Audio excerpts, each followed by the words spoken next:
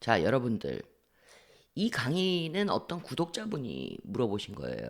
오케이? 그러니까는 이분의 질문은 뭐냐면은 뭐 올해 합격해 놓고 나서 내년에 재지원하는 게 유리한지 혹은 아니면은 불합격 한 후 재지원하는 게 뭐 불리한지 그렇겠죠 아마. 그러니까는 이게 지금 여러분들 좀 조금만 들어봐요. 이게 무슨 케이스인지 얘기 드릴게요.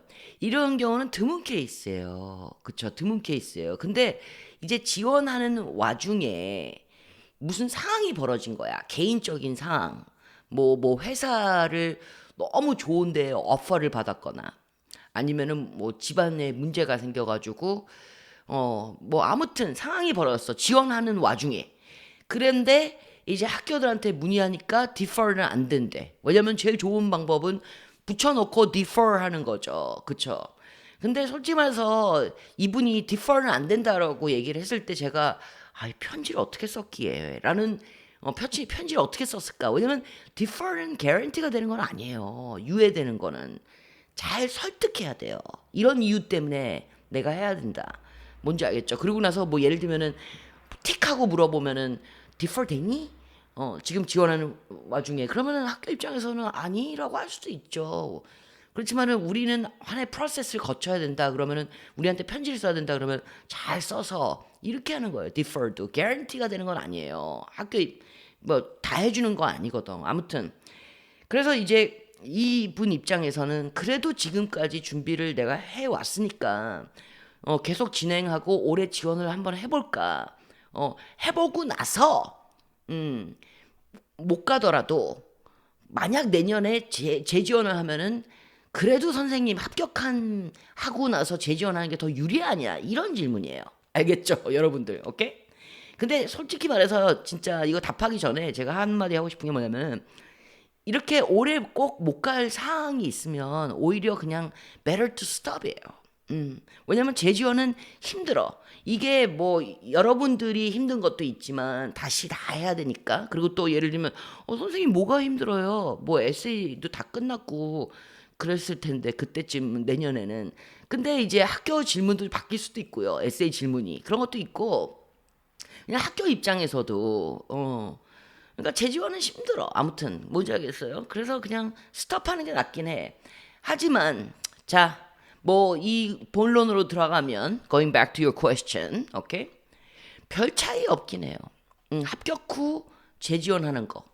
합격 후 디퍼를 못 하고 뭐라 그럴까?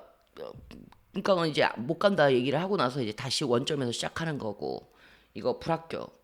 그리고 불합격한 다음에 재지원하는 게 뭐 그렇게 훨씬 불리하냐 그런 별 차이 없긴 한데 왜냐면은 둘 다 또 다시 어드미션 프로세스를 거쳐야 되니까 그러면은 그래도 선생님 합격해가지고 좀 더 유리한 거 아니에요? 한번 검증된 거니까 내가 학교가 날 좋아한다는 거 그렇게도 볼 수 있지만 매년 바뀌잖아요. 그러니까 누가 또 지원할지 모르는 거니까 님은 다른 지원자들하고 비교되니까 뭐 올해 뭐 슈퍼스타들이 너무 지원을 많이 했을 수도 있고 등등등등 이런 것 때문에 그런데 이런 거는 좀 있었어요.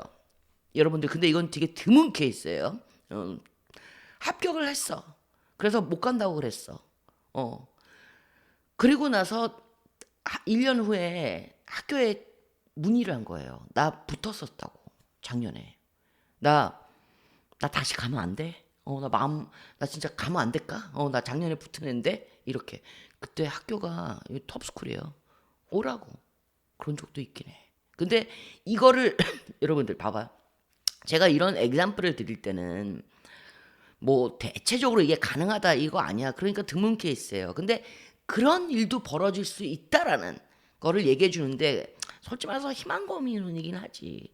그렇지만 또한 이렇게 학교한테 물어보는 경우가 없거든요. 지원자들. 그러니까 저희 여동생 같은 경우도 그 어떤 학교에 붙었어. 자기가 되게 가고 싶은 학교. 근데 뭐 우리 엄마가 반대해가지고 안 간다고 얘기를 하고 나서 그 다음에 마음이 바뀌어서 나 가면 안 되냐 해가지고 갔어요. 어. 그러니까 이럴 수도 있는 거라는 것만 우선 얘기를 해주고 싶어요. 왜냐면 저도 다시 가도 되냐라고 물어봤는데 물어봤다는 사람이 막 100명이 있어가지고 그중에서 2명만 됐다 이런 건 아니야. 근데 제가 들은 2명은 되긴 했거든요. 그렇지만 이거 갖고서 베이스를 하면 안 돼요. 근데 이런 건 있죠. 여러분들 뭐냐면은 뭐 별 차이 없긴 하지만 그래도 합격 후 재지원이 조금은 유리하겠죠. 유리하겠죠. 그렇지만은 이거를 저울질을 해야 되는 게 뭐냐면은 합격 후 재지원이 얼만큼 유리하기에 내가 지금 올해 못 가는데도 계속 진행을 시키고 지원을 하고 이 프로세스 남은 프로세스를 거치냐라는 측면에선 저는 better to stop 그리고 내년에 하는 게 더 낫다라는 입장이에요. 이건 개인적인 견해일 수도 있지만 오케이? 왜냐면은 합격 후 재지원 한다는 게 이게 뭐 이렇게 개런티 하는 거가 없기 때문에 그리고 지금도 너무 많은 지원 과정이 남았고 그리고 그래도 재지원은 왜냐면 님이 합격을 하고 나서 재지원을 한다고 해도 님은 re-applicant 캐테고리에 들어가요.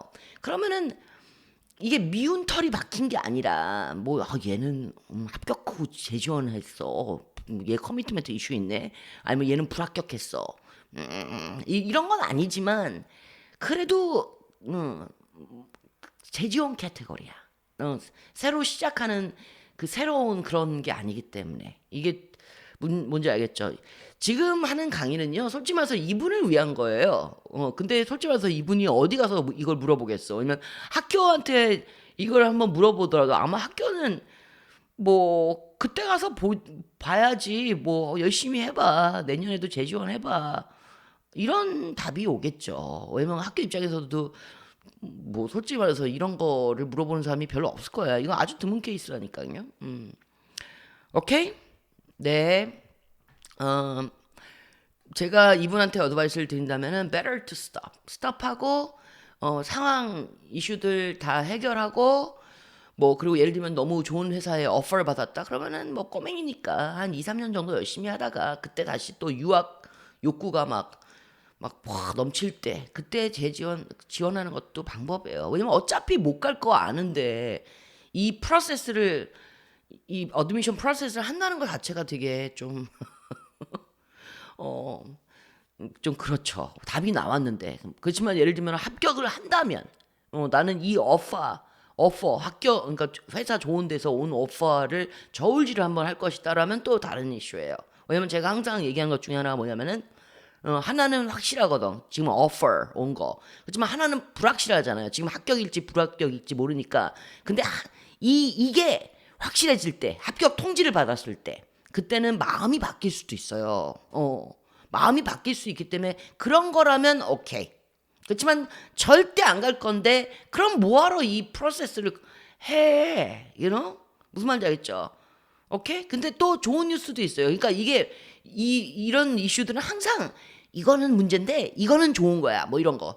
예를 들면 오퍼를 받아가지고 지금 회사를 더 좋은 데로 갈 거면 그러면은 한 몇 년 정도 일하고 다시 유학을 지원할 거잖아요. 그때는 재지원자가 아닐 수 있어요. 거의 학교가 한 2년 정도인가? 그 정도를 이제 재지원 캐테고리라고 2년 이후는 그런 뉴 스튜던트로 이제 컨시더 하니까 그런 이점도 있긴 한데 아무튼 근데 그거는 재지원을 몇 년 후에 다시 재지원자로 안 보고 새로 지원하는 거로 볼지 그런 거는 대체적으로 2년이긴 하지만 학교마다 다르긴 해요. 그러니까 그거는 꼭 체크하고요. 오케이. 알겠습니다. 자, 잘 좋은 판단을 하시길 기대합니다. 화이팅!